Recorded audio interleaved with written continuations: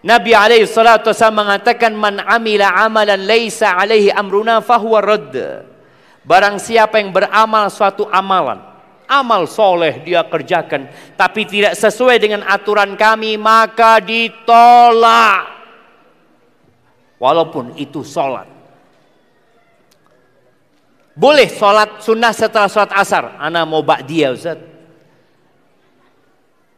Apakah Allah akan mengadab dia karena dia sholat? Jemaah, sholat dia. Dia diadab karena tidak mengikuti aturan. Maka penting kita belajar aturan. Tapi bukan itu yang akan kita bahas. Tentang syarat yang pertama, yaitu mentauhidkan Allah. Ibadah itu harus ikhlas. Dan ibadah tidak akan diterima kecuali dengan keikhlasan yang kita lakukan. Tauhidullah. Allah menyebutkan di surat Al-Ghasyiyah. Semoga kita semua hafal surat Al-Ghasyiyah. Jadi ana menganjurkan umat Islam yang kita mau masuk bulan Ramadan ya. Oh masih jauh, udah dekat. Sya'ban, Ramadan. Tolong dihafal juz amma itu. Apalagi surat Al-A'la sama Al-Ghasyiyah. Ini surat yang dianjurkan dibaca hari Jumat. Hal ataka hadithul Ghasyiyah. Apakah sudah datang kepadamu informasi, kabar tentang kiamat itu? Hal ataka hadithul Ghasyiyah. Wujuhu yawma idzin khasyiyah. Wajah-wajah pada hari itu penuh dengan kehinaan, tunduk, hina dan dina. Amilatun nasibah, dia bekerja, dia beramal, capek. Tapi kemana? Tasla naron hamiyah. Dia masukkan neraka yang panas. Pernah ada sebuah asar dari Umar bin Khattab radhiyallahu anhu. Umar itu melihat seorang biarawan yang sudah tua renta, yang jenggotnya sudah putih, yang dia sudah mengabdi di dalam biara bertahun-tahun, mungkin dia juga nggak kawin, hanya beribadah di tempat itu.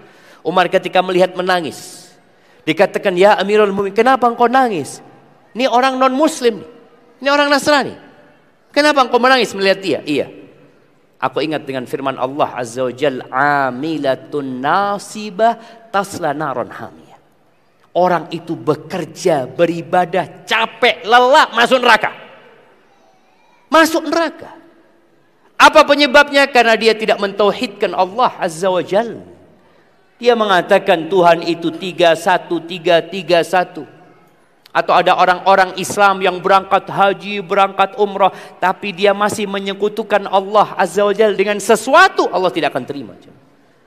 Maka ingat, kita yang sudah muslim, kita yang sudah berangkat haji, terus perlu kita bermuhasabah, kira-kira ibadah kita diterima atau tidak sama Allah Azza wa Jalla.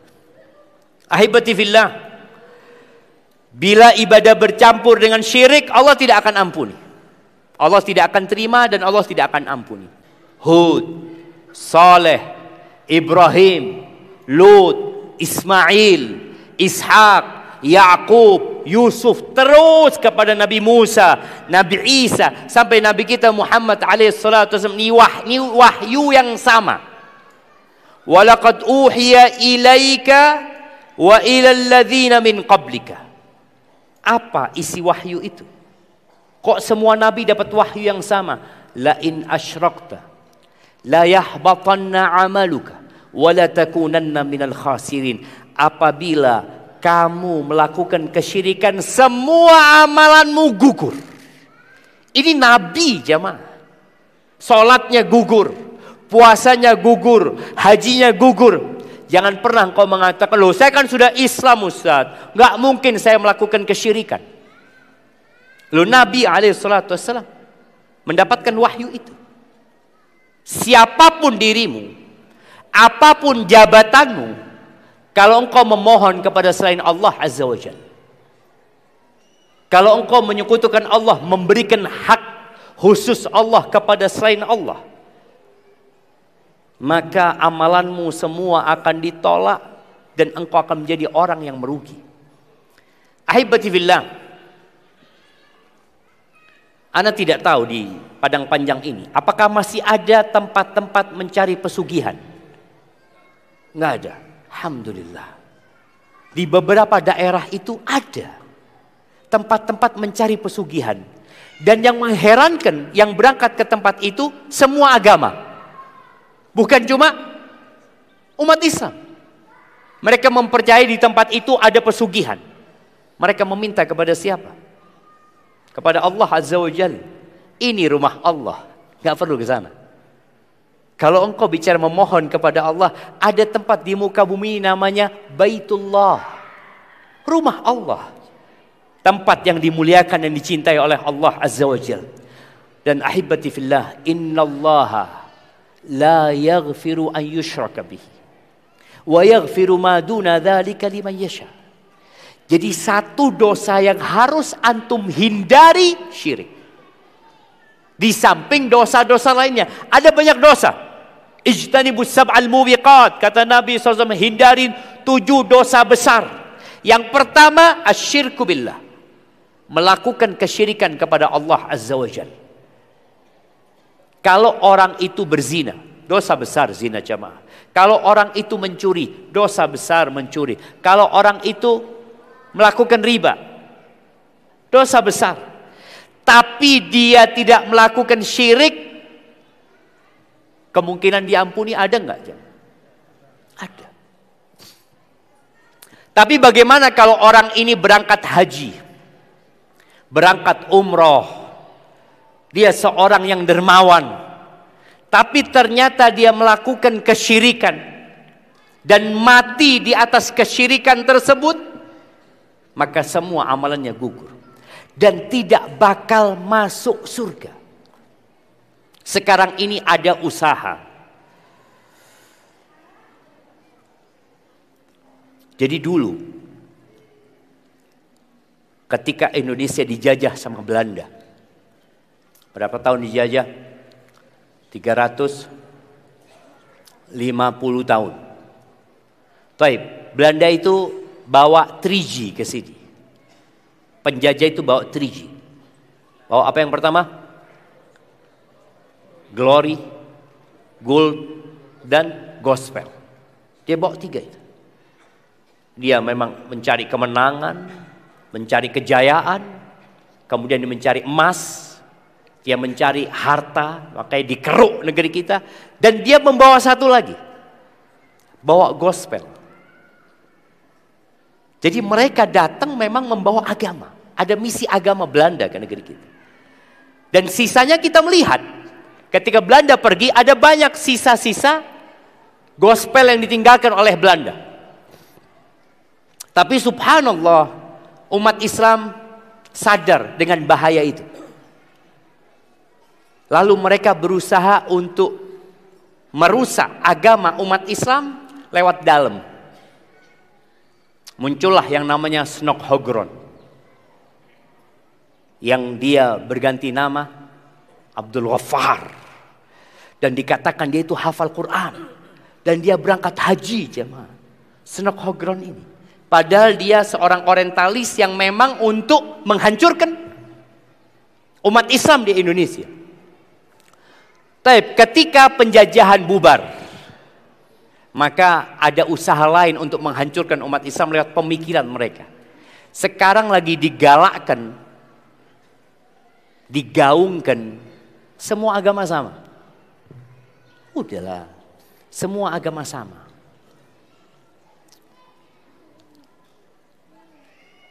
Dan kadang-kala disampaikan di khutbah Jumat oleh ya oknum lah yang menggaungkan, udah yang penting jadi orang baik.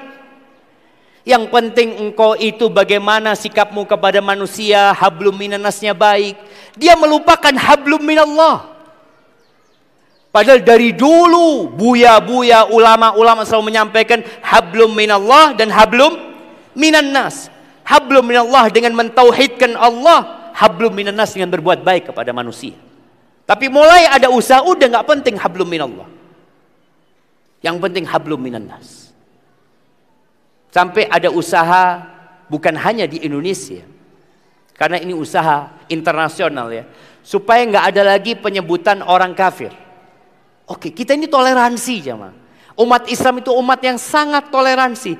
Tapi tetap kita kalau sholat qobliyah subuh itu dianjurkan baca apa? Qul ya ayyuhal kafirun la a'budu ma ta'budun. Ini garis pemisah toleransi. Dalam urusan dunia, dalam urusan sosial, tetangga kita Nasrani sakit, kita besuk. Tetangga kita Yahudi butuh bantuan kita bantu. Bahkan bagaimana Abdullah bin Amr bin As itu, sahabat Nabi radhiyallahu anhu, ketika pembantunya motong kambing, lagi ngulitin kambing, kata Abdullah, "Idza faragta," kalau engkau selesai ngulitin kambing itu, "fabda bijarinal Yahudi." Yang pertama engkau kasih tetangga kita yang Yahudi. Ini toleransi. Kita disuruh berbuat baik kepada tetangga kita yang Yahudi, tetangga kita yang Nasrani, apapun agamanya, kita disuruh berbuat baik kepada mereka selama mereka tidak memerangi kita. Berbuat baik, itu toleransi. Tapi ketika urusan agama, lakum dinukum, jelas agamamu nggak sama. Lakum dinukum, silahkan kau kerjakan agamamu. Waliyadin, dan agamaku gitu. Kita menghormati jamaah. Hidup di negeri, ya iya Ustaz, dulu kan di Madinah cuma ada Islam. Kata siapa? Banyak orang yang tidak membaca sejarah. Mereka berpikir umat Islam itu baru berinteraksi dengan non-muslim di Indonesia. Umat Islam itu berinteraksi dengan orang-orang non-muslim sejak Islam lahir. Sejak di Mekah. Kemudian ke Madinah, beliau alaihissalatu wassalam bertetanggaan dengan kabilah besar Yahudi. Baik, anu kasih hadiah. Sebutkan 3 kabilah besar Yahudi di kota Madinah. Nah, berdiri biar dengar ustadznya.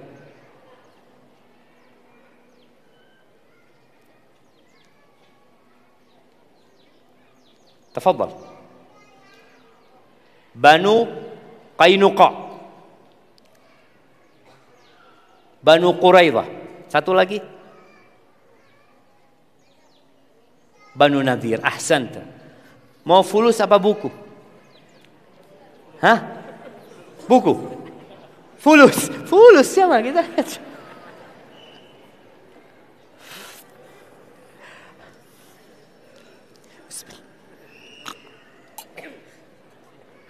Di masjid pun tetap kita fulus ya. Type 2, 3 kabilah besar. Yahudi, Banu Qainuqa, akhirnya mereka diusir karena mereka berkhianat. Jadi ketika hidup di satu negara, ada non-muslim di sana, ada MOU yang dibuat. Sama-sama menjaga stabilitas nasional. Tapi ternyata Banu Qainuqa berkhianat. Mereka diusir. Banu Nadir berkhianat. Mereka diusir. Bukan karena Islam nggak mau berhidup sama mereka, karena mereka berkhianat. Yang ketiga, Banu Quraidah. Mereka berkhianat pada masa perang. Maka mereka dibunuh. Jadi kalau bicara toleransi, dari sejak hijrahnya Nabi SAW, beliau sudah menunjukkan bagaimana toleransi. Kemudian Umar bin Khattab radhiyallahu anhu. Orang kalau berpikir Umar ini keras orangnya ya, mungkin dia orang tidak toleransi. Subhanallah. Ketika Umar menerima kunci Masjidil Aqsa di Palestina sana, itu gereja-gereja nggak ada yang dihancurin, jemaah. Nggak ada yang dihancurin. Jadi ketika Indonesia merdeka, gereja-gereja itu ada. Apakah dihancurin? Tidak. Nyontoh siapa? Oh ini Indonesia, ini karena kita memang orang-orang toleransi. Enggak, sejak zaman Umar bin Khattab sudah diajarin. Biarkan mereka beribadah, kasih kebebasan beribadah. Nah, tapi supaya antum tahu sejarah, ketika musuh-musuh Islam berkuasa, tidak boleh ada satu muslim yang hidup. Buktinya, Andalusia, Spanyol, Umat Islam itu pernah ada di Spanyol 800 tahun kira-kira. 800 tahun. Sejak tahun 92 Hijriah sampai tahun 850-an kira-kira. Setelah itu hilang umat Islam. Kok bisa hilang? Iya. Karena mereka tidak mengizinkan ada satu muslim hidup di tanah mereka. Anak pernah ke Spanyol, ya sebagian orang yuk ke Spanyol melihat peradaban Islam di sana. Enggak ada. Ketika anak tanya, ada enggak muslim yang sejak zamannya Imam Ibnu Hazm Al-Andalusi, Imam Al-Qurtubi dengan tafsirnya Al-Qurtubi? Enggak ada. Habis. Apa disebut genosida? Enggak ada. Tapi ketika Islam berkuasa di Spanyol, orang Nasrani hidup bebas. Silahkan mereka. Enggak diwajibkan mereka keluar dari agama mereka. La ikraha fiddin. Enggak ada. Engkau mau hidup di negeri ini, ya ikut aturan. Silahkan. Tapi ingat, tidak kemudian dikatakan semua agama sama. Kalau semua agama sama, kenapa Nabi SAW diutus? Kenapa Nabi berdakwah? Kenapa Nabi ngutus Mu'ad bin Jabal ke Yaman mendakwain ahlul kitab? Enggak, sama. Dan Allah menurunkan surat Al-Bayyinah, surat penjelasan yang jelas. Allah mengatakan di sini, ini bicara agama. Bicara urusan dunia, ingat, lakum dinukum waliyadin. Kita toleransi, kita hidup bersosialisasi dengan mereka. Tapi bicara urusan agama, Allah mengatakan, innalladzina kafaru min ahlil kitabi wal musyrikina fi nari jahannam khalidina fiha ulaika hum syarrul bariyah. Kita nggak sembunyikan itu. Bicara urusan agama, sesungguhnya orang-orang kafir dari kalangan ahlul kitab, Yahudi dan Nasrani, dan dari kalangan orang-orang musyrik, apapun agamanya, mereka melakukan kesyirikan. Kata Allah, finari jahannam, mereka berada di neraka jahannam, khalidina fiha, kekal selama-lamanya di sana. Oh, itu kan kata umat Islam. Iya, ini akidah kami. Kami menghormati, silahkan engkau dengan kepercayaanmu, tapi kami punya akidah yang nggak bisa digoyahkan. Keputusan dari Allah, karena yang punya surga itu Allah. Allah mengatakan itu. Loh iyalah, kalian mengklaim kitab kalian benar. Betul. Sejak 1446 tahun yang lalu, Allah menurunkan ayat, Qul in kuntum fi raibin mimma nazzalna ala abdina. Kalau kalian ragu dengan Al-Quran yang Allah turun, kalian ragu, maka bikin satu surat. Satu surat saja. Dan sejak 1446 tahun yang lalu sampai hari ini, tantangan itu terbuka. Dan gak ada yang bisa mendatangkan satu surat. Maka di surat Al-Bayyinah Allah memberikan penjelasan bahwasanya mereka fi nari jahannam khalidina fiha, kekal selama-lamanya. Ulaika hum syarrul bariyah. Mereka manusia paling jahat, jemaah. Gimana tidak dikatakan jahat mereka? Allah itu esa, kata mereka, tiga.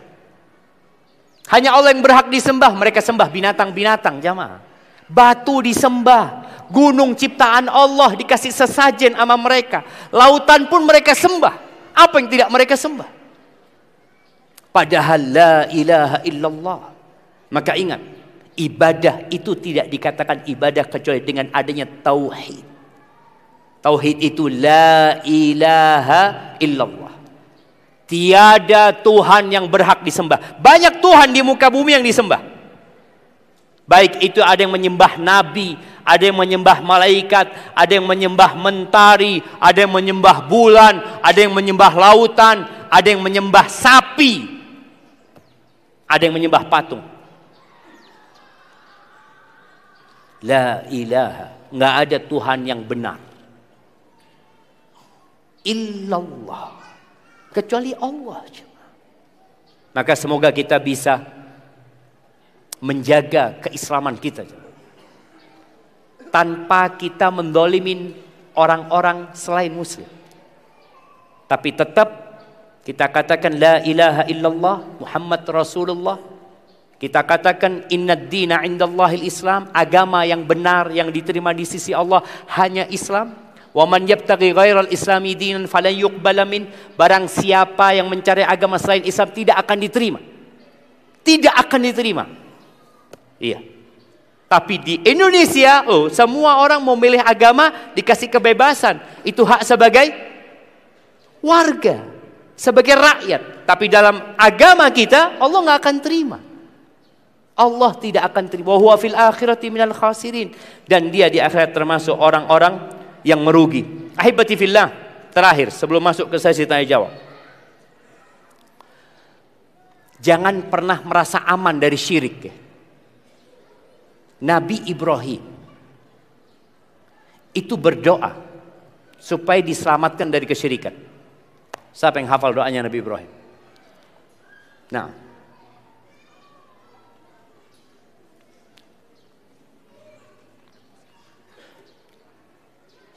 Allahumma inni a'udzubika an usyrika. Itu doanya Nabi Muhammad SAW. Doanya Nabi Ibrahim. Rabbi ij'al hadha baladan aminan wajnubni wa baniya an na'budal asnam. Antum mau buku, mau amplop? Kalau amplop bisa buat beli buku, kalau buku nggak bisa. Hah? Amplop saja ya, Masya Allah. Ayat yang pertama turun itu apa? Iqra jemaah. Tapi kita memang males baca jam. Kalau fulus, Masya Allah. Tadi doanya Nabi Ibrahim, wajnubni wa bani an na'budal asnam. Hindarkan aku dan anak keturunanku dari menyembah berhala-berhala. Kalau Nabi Ibrahim takut sama kesyirikan, apalagi kita jemaah. Itu Nabi yang anaknya juga Nabi. Anaknya satu namanya Ishak, satunya namanya Ismail. Beliau takut anak-anaknya ini terkena penyakit kesyirikan. Apalagi kita. Jangan merasa aman dari kesyirikan. Maka berdoa semoga Allah selamatkan kita dari kesyirikan. Ingat prioritas hidup kita adalah mengabdi kepada Allah. Kerja silahkan, cari fulus silahkan. Tujuannya Allah Azza wa Jalla. Taib, barakallahu fiik. Ini ada pertanyaan. Waduh, agak berat pertanyaannya. Assalamualaikum Ustaz. Mohon jawabannya Ustaz. Sebagai seorang ASN, apa hukumnya menerima sesuatu barang, uang, atas nama vendor atau pihak ketiga setelah pekerjaan selesai? Mana mic-nya?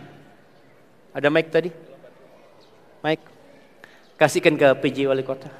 Beliau bisa jawab itu. Nah, silahkan. Pak Soni, fadal Pak Soni. Fadal.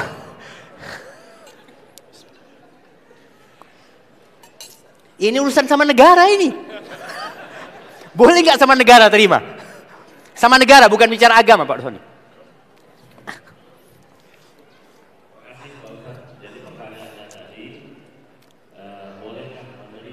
Iya.